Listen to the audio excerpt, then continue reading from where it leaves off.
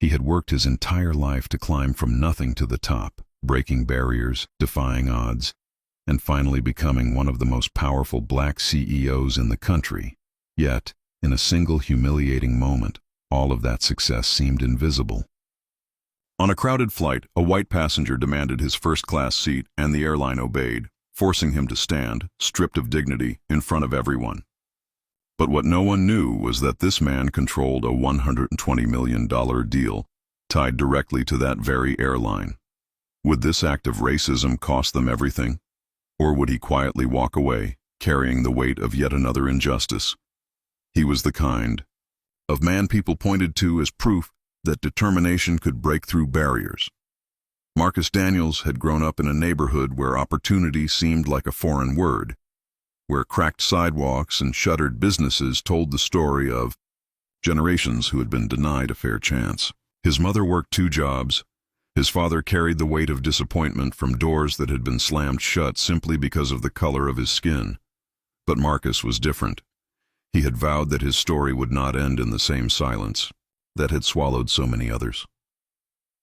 Through discipline, sleepless nights, and a refusal to let rejection define him, Marcus climbed. He earned scholarships others doubted he deserved, rose through the ranks of a world where boardrooms were still overwhelmingly white, and fought for a seat at tables that quietly wished he would not arrive. By the age of 42, he had become one of the youngest black CEOs in America, commanding respect in an industry that rarely gave it freely. To the outside world, his life looked like a triumph. The polished suits, the luxury car, the first-class tickets to anywhere he chose. But beneath the surface, Marcus carried a constant awareness. He knew the glances that lingered just a second, too long. The quiet pauses when he entered a room, the unspoken question of whether he truly belonged. Success had not erased those moments. It had only placed them in fancier settings. He had learned to smile through them, to channel his frustration, into proving himself again and again. Yet deep inside, there remained an unshakable truth. No matter how high he climbed, the shadow of prejudice still followed. His days were filled with meetings, negotiations, and the quiet power of knowing decisions he made could shift entire markets. He treated his employees with fairness, often remembering the times he had been overlooked.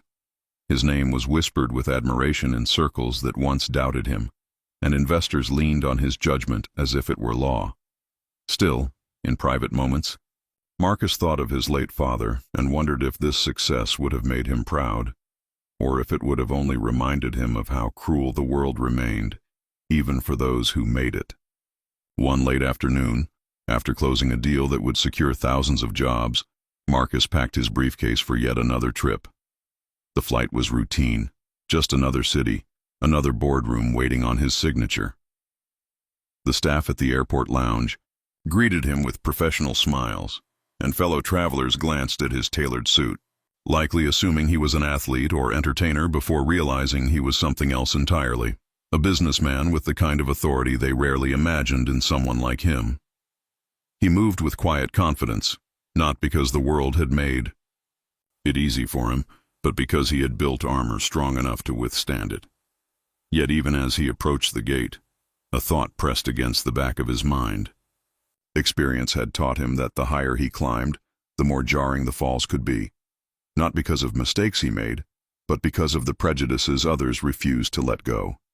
And on this flight, what seemed like another ordinary business trip would soon unravel into a moment that exposed just how fragile dignity could be in a world still chained by racism. Marcus had walked onto dozens of flights before, but that evening felt different. The airport was buzzing with impatience, the rush of travelers, the shrill calls of boarding announcements, the metallic scrape of luggage wheels against tile floors. His boarding pass read, Seat 2A, First Class, a spot he had earned not through privilege but through every exhausting hour he had poured into his career. He approached the gate, calm and collected, handing over his ticket as if it were any other day. But the look the gate attendant gave him wasn't ordinary. Her smile faltered, her eyes flicked briefly to his skin, then back to the boarding pass, as if trying to process a mismatch.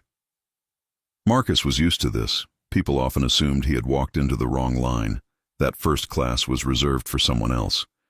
She hesitated for a second too long, but then forced a smile, scanned his pass, and waved him through. Marcus kept his expression neutral, but the unease lingered. Inside the cabin, the soft glow of overhead lights reflected on polished wood and crisp leather seats. Passengers in tailored coats and pearl earrings were already settling in.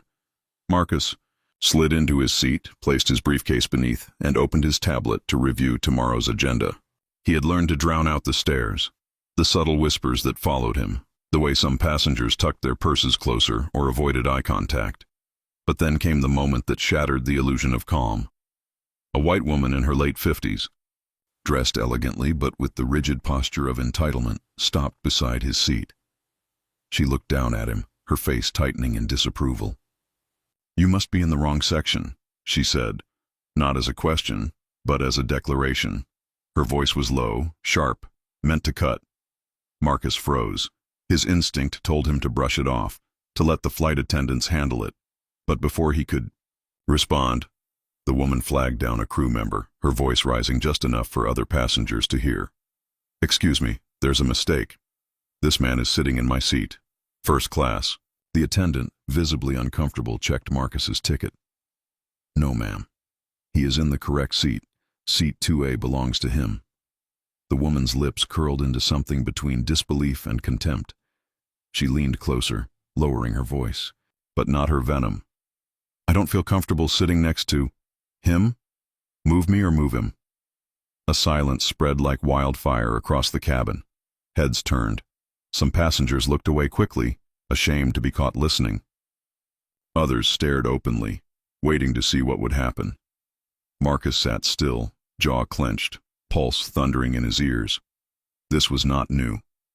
This was the same poison he had tasted since boyhood, only now it was being poured into a polished glass. Dressed in civility but reeking of the same rot, the flight attendant offered the woman another seat in the back of first class, but she refused, demanding he be moved instead.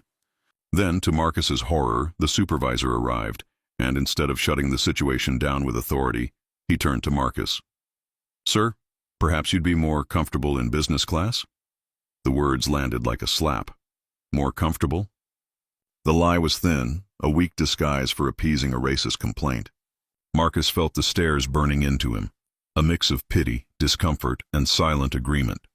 In that moment, all his accomplishments, the degrees, the titles, the billions he managed, meant nothing. To them, he was just a black man occupying a seat they believed wasn't his to claim. He could feel the weight of a choice pressing against him. Stand his ground and risk escalation, or comply quietly and avoid a scene. But why should he move? Why should he be the one to bear humiliation? He straightened his spine, looked the supervisor in the eye, and said firmly, "This is my seat." The silence grew heavier.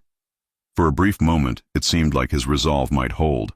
But then, the supervisor leaned in, whispering, "Sir, if you don't move, we may have to ask you to leave the aircraft entirely." The words punched through him like ice. Leave the aircraft? For sitting in the seat he had paid for. He had fought for dignity his entire life. But here it was, being stripped away in front of strangers who would forget his face before the flight even landed. Reluctantly, Marcus gathered his briefcase. He walked down the narrow aisle as whispers chased after him, each step echoing with humiliation. He wasn't escorted to another first-class seat. He was escorted out of the cabin entirely. The airline staff insisted it was for safety, but Marcus knew the truth. He had been exiled to the back of the plane because one woman's prejudice carried more weight than his right to exist in a space he had earned. As the plane lifted off, Marcus stared at the seat back in front of him, rage simmering beneath the surface. Memories of his father's quiet resignation flooded back. Moments when injustice had crushed his spirit. Moments Marcus had sworn he would never accept. But here he was, reduced, silenced, humiliated. Yet humiliation often sparks something dangerous. Resolve. By the time the plane landed, Marcus's anger had crystallized into clarity. This wasn't just about one seat, one flight, or one woman's hatred. This was about a system that allowed racism to masquerade as policy. that punished the victim to protect the bigot. And Marcus Daniels was not a man who let injustice slide. He walked off the plane, briefcase in hand, carrying a storm within him. The airline had no idea who they had just insulted. No idea that the man they had pushed aside controlled a $120 million contract with their company, one he was now ready to freeze. The rising tension was far from over. What began as humiliation on a plane was about to ripple into boardrooms, headlines, and a reckoning that no one could ignore. Marcus stepped off the plane with his briefcase in hand, the sting of humiliation still raw against his skin. The cabin crew's polite smiles had felt like daggers, every step down the aisle echoing the injustice he had endured.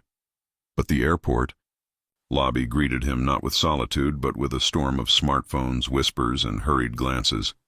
Someone had captured the confrontation. Video footage showing him removed from first class at the insistence of a white passenger, and the world had already begun to judge. Social media had exploded within hours, clips circulating with hashtags condemning the airline, while simultaneously exposing him to ridicule from those who couldn't comprehend why a black man would insist on keeping his rightful seat.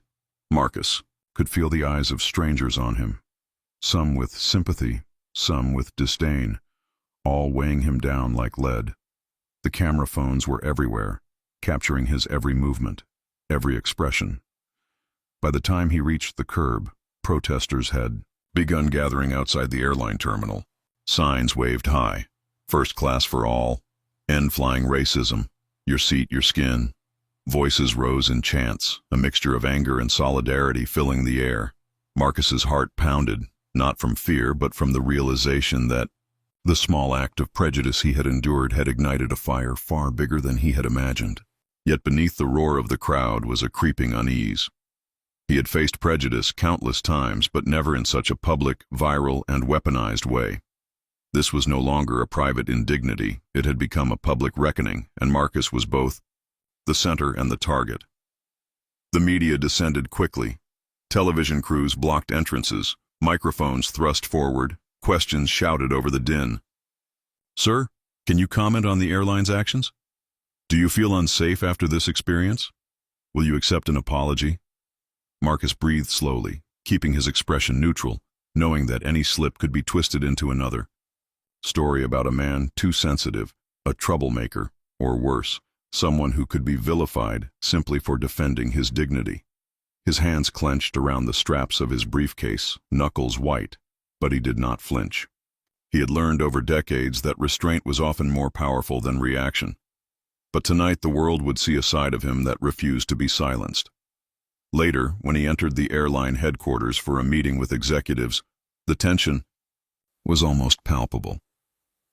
Security doors clicked shut behind him, and the boardroom, usually calm and sterile, felt like a chamber of judgment.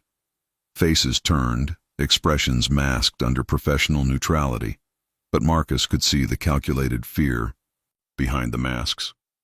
The very people who had indirectly sanctioned his humiliation were now facing the man they had dismissed.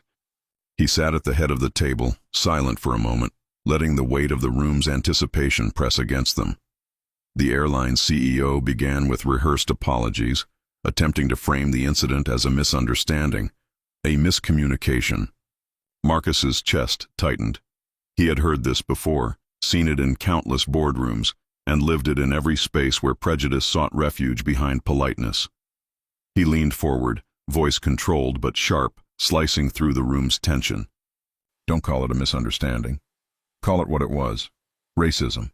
A woman didn't want me in first class because of my skin, and your staff chose to humiliate me rather than uphold the rights of a paying customer." Murmurs spread across the table. Some executives shifted uncomfortably, avoiding his gaze.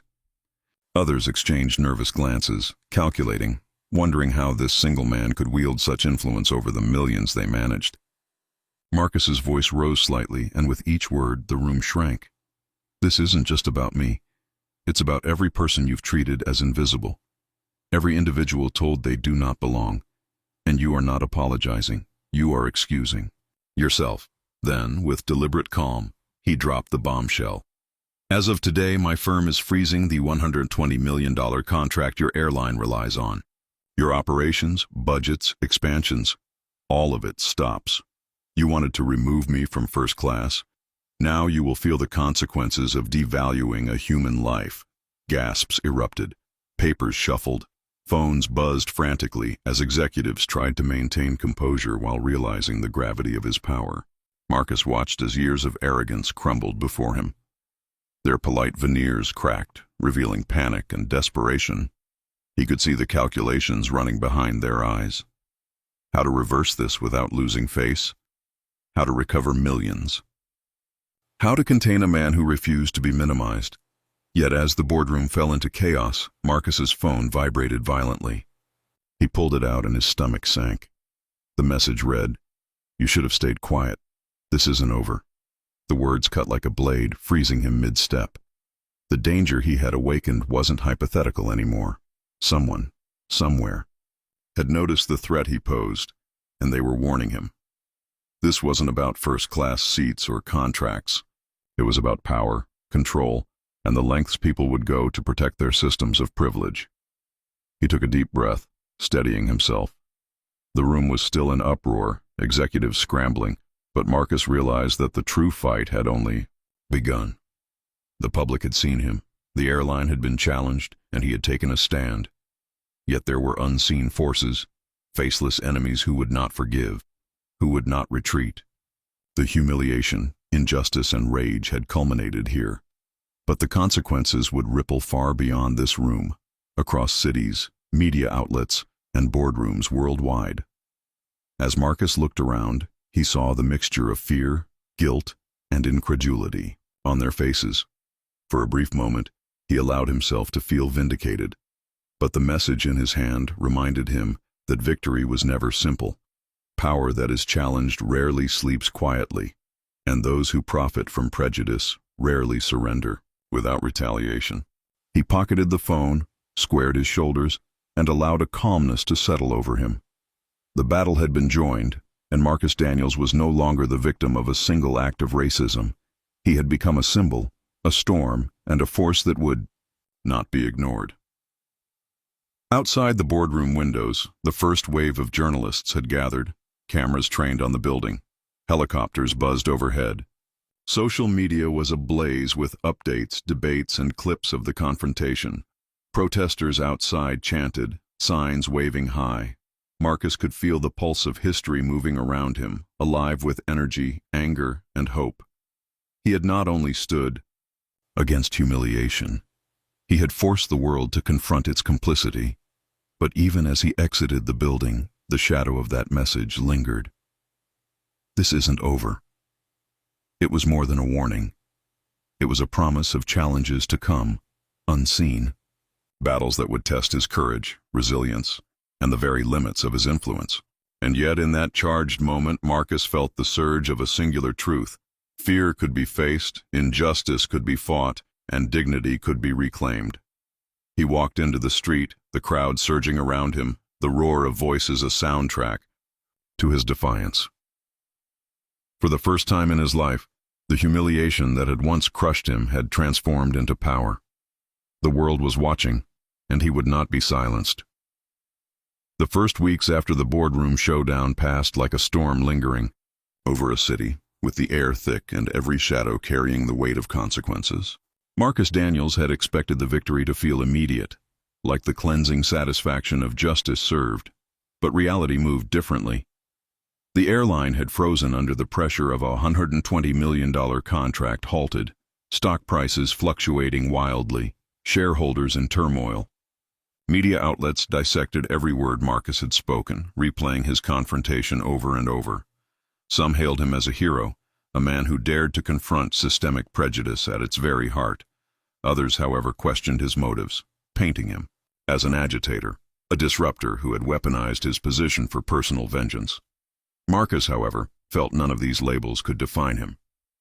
The humiliation on the plane had transformed into a mission, a moment that crystallized the purpose he had carried silently for decades. Walking through the streets outside his office, he saw people staring at him, some with curiosity, some with recognition, and some with admiration. In coffee shops, in taxis, even at grocery stores, strangers approached him, whispering thanks, recounting their own experiences with discrimination, and confessing how his stand had inspired them to speak. For every supportive voice, however, there was a whisper of caution, a reminder that society's bias ran deeper than any boardroom or viral video. Meanwhile, the airline scrambled to regain control. Meetings behind closed doors turned frantic. PR teams huddled to craft apologies and strategize damage control, and executives who had once treated Marcus with condescension now sought private negotiations. But Marcus remained steadfast. He would not negotiate for the sake of comfort or compromise principles to make the powerful feel less threatened. The fight had never been about money, status, or revenge. It had always been about human dignity and the right to be seen and respected. Public response grew louder as journalists began exposing similar stories, everyday acts of prejudice that had long been ignored. Marcus's confrontation had become a catalyst, a lens through which the nation began examining systemic injustice in ways that were uncomfortable yet necessary. Communities rallied, support groups formed, and conversations ignited across dinner tables and social media threads alike. For many, Marcus represented both the anger of the oppressed and the possibility of resistance. Children of color saw in him an example that courage was more than a word, it was action. Elderly individuals recognized the long battle they had fought, quietly mirrored in his stand. At home, however, the victory was tempered by private challenges. His family, though proud, lived with the constant awareness that he had stirred a hornet's nest. Threats arrived, subtle at first, then increasingly bold, anonymous letters, cryptic phone calls, and moments when the sense of danger seemed omnipresent. The weight of responsibility pressed on Marcus's shoulders, not only for himself but for his loved ones, his employees, and the countless individuals whose hope now rested on his example. He understood fully that standing against hate required endurance, strategy, and unwavering resolve. Yet amidst the pressure, there were moments of profound reflection. Late at night, he would sit by the window, the city lights blurred into a tapestry of possibility, and think about the countless ways racism had shaped lives. Opportunities denied, families fractured, communities weakened. He recalled his own upbringing, the subtle biases at schools, the microaggressions in offices, and the more blatant injustices that shaped a life of vigilance. Every story he had lived and witnessed now coalesced into a singular clarity. Courage could be contagious, but injustice persisted until confronted openly and relentlessly. 1 year after the incident, the results of his defiance became increasingly tangible. The airline implemented new policies, mandatory anti-bias training, transparent complaint mechanisms, and oversight committees that included representatives from historically marginalized communities. Shareholders, initially resistant, recognized the long-term benefit of accountability. Marcus's actions had not only halted the immediate injustice, but had initiated structural change, ensuring future passengers would be treated with fairness regardless of skin color or status. The ripple effect extended further. Other corporations and organizations, observing the consequences of ignoring prejudice, began to examine their own practices, fostering a wider culture of scrutiny and reform. Simultaneously, Marcus began speaking publicly, participating in forums, panels, and conferences on systemic racism, equality in business, and the moral responsibilities of leadership. His narrative became a teaching tool, a living testament to the costs and rewards of standing against hate. He emphasized that courage did not require perfection. It required action when it mattered most. And while the spotlight sometimes weighed heavily, he found purpose in sharing not only his triumphs, but the emotional and psychological tolls that accompanied them. He wanted the world to see the human cost of injustice and the strength required to oppose it. Marcus also noticed shifts in his personal relationships. Friends and colleagues who had once been hesitant to speak out began to find their voices. Families and communities inspired by his stand began supporting one another in ways that had previously seemed impossible. He observed neighbors advocating for fair treatment in schools, workplaces, and local government. Children learning the language of equity and empathy. Parents modeling resilience and integrity. The victories, small and large, became interconnected threads weaving a stronger social fabric. Yet Marcus never forgot the harsh reality. Prejudice did not vanish overnight. There were setbacks, instances of harassment, media distortion, and even corporate resistance. But he had cultivated a resilience that could weather such storms. Every challenge reaffirmed the lessons he had internalized long before the airline confrontation. Justice requires vigilance, unity strengthens communities, and courage, though costly, is the essential antidote to hate. By the second year, Marcus reflected on the transformation in himself and the broader society. The initial humiliation, once a source of pain, had evolved into a testament to human resilience. He had faced ridicule, systemic injustice, and threats, but he had also catalyzed change, inspired countless individuals, and shown that dignity and moral clarity could indeed reshape the world. He realized the fight against racism was never a singular moment. It was a continuous effort requiring awareness, advocacy, and unyielding integrity. As he looked toward the future, Marcus understood that the most profound victories were those that extended beyond the individual. The airline's policies had shifted, public dialogue had deepened, and a sense of collective responsibility had emerged. But more importantly, he witnessed the personal growth in others, individuals empowered to confront bias, families strengthened by shared commitment to justice, communities knitting together in ways that had long been fractured. Every conversation, every reform, every act of courage was a seed planted for generations to come. In his private moments, Marcus sometimes returned to the anxiety of that day on the plane, remembering the sting, the whisper of injustice, and the viral exposure. Yet he no longer felt victimized. He recognized that courage had converted humiliation into empowerment, that systemic failure had presented an opportunity for transformation, and that the consequences, both personal and societal, were profound. Racism had tried to diminish him, to silence his voice, but in facing it directly, he had amplified his impact, leaving an indelible mark on both the corporate world and the broader public consciousness. Ultimately, the moral was clear and inescapable.